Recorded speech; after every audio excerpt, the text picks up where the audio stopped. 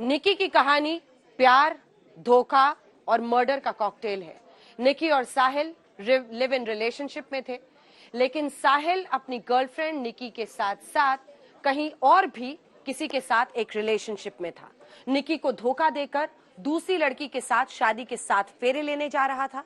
और सबसे हैरानी की बात तो यह है कि इधर साहिल ने दिन में दूसरी लड़की से सगाई की, रात में अपनी 5 साल पुरानी गर्लफ्रेंड का कत्ल किया और अगले दिन शादी भी रचा ली। लेकिन जब निकी की मर्डर स्टोरी का राज खुला तो हर कोई हक्का बक्का रह गया।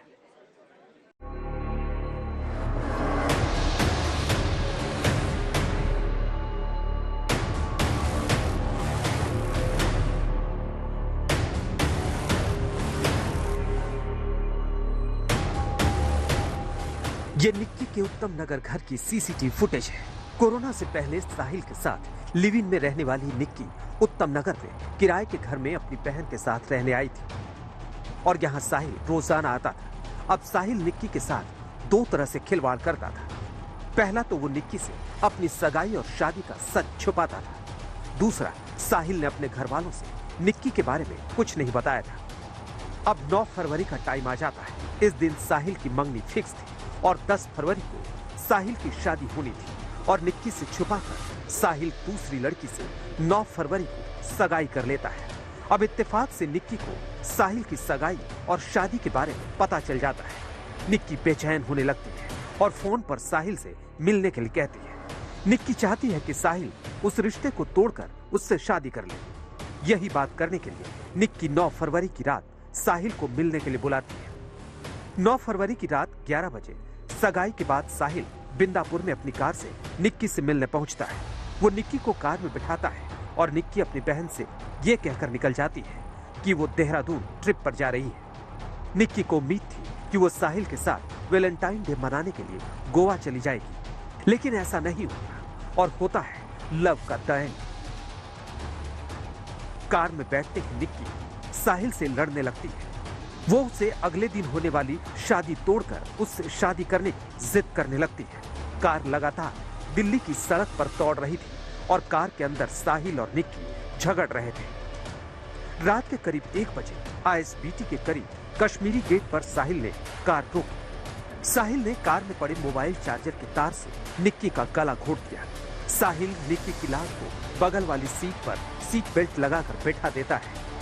इस वक्त हम मौजूद हैं बाबा हरिदास नगर पुलिस स्टेशन में और ये जो गाड़ी आप सफेद रंग की देख रहे हैं यही वो वरना कार है जो साहिल गहलोत की है। ये गोवा का रजिस्ट्रेशन नंबर है। आप देखिए इसी गाड़ी में वो रात में घूम रहा था 9 और 10 की रात, और उसके बाद उसने कॉल करके निक्की यादव को बुलाया। निक्की यादव जब पहुंचती है तो इसी गाड़ी में दोनों दिल्ली की सड़कों पर घूमते रहते हैं। 9 तारीख को इसकी सगाई हो गई थी साहिल गहलोत की, लेकिन 10 को शादी थी। जब ये जानकारी निक्की को लगी तो निक्की और साहिल के बीच झगड़ा शुरू हो गया और निक्की लगातार दबाव बना रही थी। अब पुलिस को यह कहना है कि इसी दौरान जब झगड़ा हुआ तो गाड़ी के अंदर ही जो मोबाइल का चार्जर होता है उसके तार से गला दबा करके हत्या कर दी। लाश को कार में रखकर साहिल अब उसे ठिकाने लगाने का इंतजाम करने के लिए दिमाग दौड़ाता है। कार भगाते भगाते अचानक साहिल नजफगढ़ में उसके गांव मित्राओं में ढाबे पर पहुंचता है। उसे पता था कि ढाबा बंद होगा क्योंकि ये ढाबा साहिल का ही है और उसकी शादी की वजह से बंद था। इस वक्त हम मौजूद हैं मित्राओं गांव में, ठीक उसी ढाबे के बाहर जहां से पुलिस ने बॉडी बरामद की फ्रिज के अंदर से निक्की की। आप यहां पर देखिए पुलिस ने डू नॉट क्रॉस का लगा दिया है और यहीं पर पुलिस को लेकर के खुद साहिल गहलोत पहुंचा था, जिसके बाद क्राइम ब्रांच की टीम ने फ्रिज से निक्की की लाश को बरामद किया। 40 किलोमीटर कार भगाने के बाद साहिल ने कार से निक्की की लाश निकाली और निक्की की लाश को मित्राओं गांव में बने अपने ढाबे के फ्रिज में छुपा दिया। लाश को फ्रिज में रखने के बाद साहिल अपने घर लौट गया। देखिए ये आदमी उधेड़बुन में था क्योंकि एक तरफ ये 9 तारीख को सुबह इसकी एंगेजमेंट हो रही है, सगाई हो रही है। 9 तारीख की शाम को उसके पास आता है। जब वो उसको कन्फ्रंट करती है कि मैंने ऐसा सुना है तो कहता नहीं नहीं मैं तुम्हें घुमाने ले चलता हूँ, ऐसा कुछ नहीं है।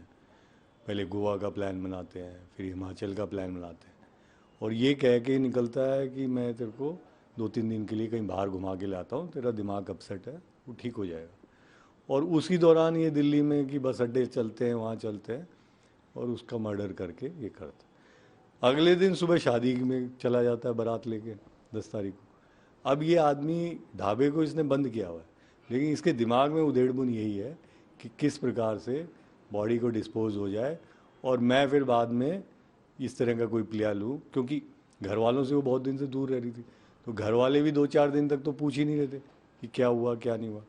तो उस प्रकार इसका जो साजिश इस थी कि फिर साक्ष्य जुट नहीं पाएंगे और बहुत लंबा काम हो जाएगा, तो उसको हमने प्रिवेंट कर लिया और टाइमली इसको डिटेक्ट कर लिया। निक्की के कत्ल के 24 घंटे के भीतर साहिल ने बहादुरगढ़ की लड़की से शादी कर ली। इस तरह से हो गया लव का द एंड।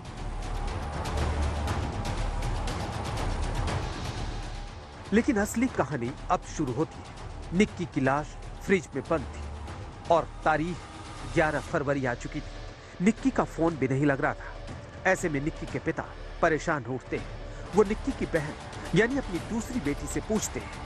वो बताती है कि निक्की साहिल नाम के अपने दोस्त के साथ गई थी। वो साहिल का नंबर भी पिता को देती और निक्की के पिता साहिल को फोन करते हैं।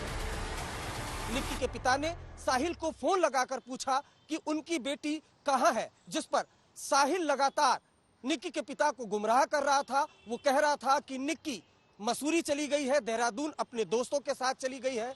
अपना मोबाइल फोन उसने साहिल के पास ही छोड़ दिया है। और कुछ इस तरीके से हत्याकांड के बाद साहिल न सिर्फ पुलिस को बल्कि निक्की के पिता को भी लगातार गुमराह कर रहा था।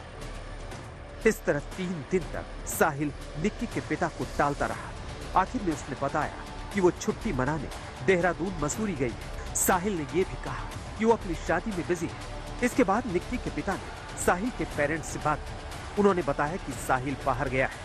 बाद में उन्होंने कहा कि वो निक्की के बारे में नहीं जानते। हम ये चाहते हैं कि उसको फांसी होनी चाहिए, जिसने मेरी बेटी को मारा है। बस अभी से ज्यादा नहीं, अभी से ज्यादा। आखिरी बार कब बात हुई थी आपकी? फांसी चाह रहे हैं लड़के के लिए? लड़के को फांसी होनी चाहिए उसको। 14 फरवरी को मित्राव गांव का एक शख्स इसी गांव में रहने वाले दिल्ली पुलिस के एक अफसर को फोन करता है।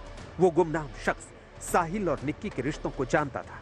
उसे ये बात बड़ी अजीब लगी कि साहिल की शादी कहीं और हो गई है, और उससे भी अजीब ये कि पिछले कुछ दिनों से उसे निक्की दिखाई नहीं दी। उसे साहिल के ढाबे में कुछ गतिविधियों को लेकर भी शक हुआ। इसी के बाद पुलिस की एक टीम साहिल के बंद पड़े ढाबे में पहुंची, ढाबे की तलाशी ली और इत्तेफाक से फ्रिज का दरवाजा खोल दिया।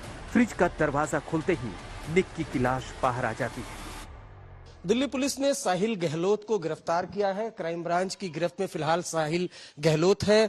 पूछताछ में इसने बताया है कि 10 फरवरी को इसने अपनी गर्लफ्रेंड की कार में गला दबा के हत्या की। उसके बाद द्वारका इलाके में कार ड्राइव करके लेकर जाता है और फ्रिज में लाश को छुपा देता है। और उसके बाद 10 फरवरी को ही साहिल गहलोत ने शादी भी कर ली थी और उसके बाद खामोश था। लेकिन क्राइम ब्रांच को इनपुट मिला। उसके बाद सबसे पहले क्राइम ब्रांच की टीम है वो लेकर पहुंचती है द्वारका इलाके में।